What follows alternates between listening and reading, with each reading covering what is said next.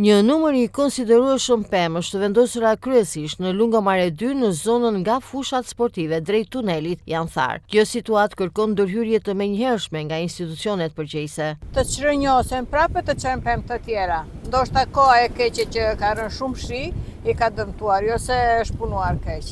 Ne shikojmë që ata janë të prekupuar ata të gjelbërimit, se pothuajse kalojnë për ditë këtu dhe jemi shumë të kënaqur nga që i shikojmë që aty punohet pas syre se pse do t'i lënë të thata kur ka mund ta zëvendësoj direkt sa e pe që ajo u tha, merr një tjetër e vendose. Nuk u kanë shërbyer, është e ditur, nuk u ka shërbyer njeri. Si kam vërtet është det i afër, por merren masa. Merren masa. Që në fillim merren masa. Ta kish bërë ujnë e për plazet me kthim kështu me edhe s'vinde ujë. Janë të gjitha puna e shtetit.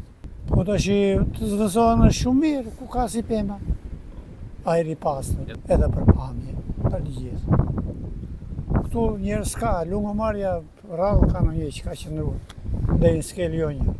Në intervistat për Blu Televizion, qytetarët kërkojnë zvendësimin sa më parë të pemëve të thara, por njëkohësisht edhe gjetjen e një zgjidhje afatgjatë me qëllim që pemët e reja të mos kenë të njëjtin fat. Sipas tyre, pamja e krijuar nga pemët e thara nuk është as pak e denjë, si për qytetarët ashtu edhe për turistët, ndaj ndërhyrja konsiderohet e domosdoshme. Ato që janë thara bunëzor, patjetër.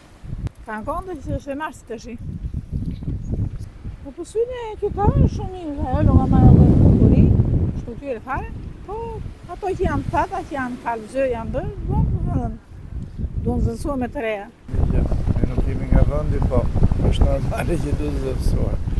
Problemi është që varet se në ngarkim të kujt janë, kush mund të bëj, kush duhet të bëj. Akoma më shumë bjen sy për keq kjo punë, nuk është normale. Akoma më eminenta, më urgjenta, duhet patjetër. Lungomare 2 është një investim me vlerë rreth 385 milion lekë, ndërsa problematika e pemëve të thara mbetet një çështje që kërkon zgjidhje të shpejtë, ashtu siç kërkojnë edhe vetë qytetarët.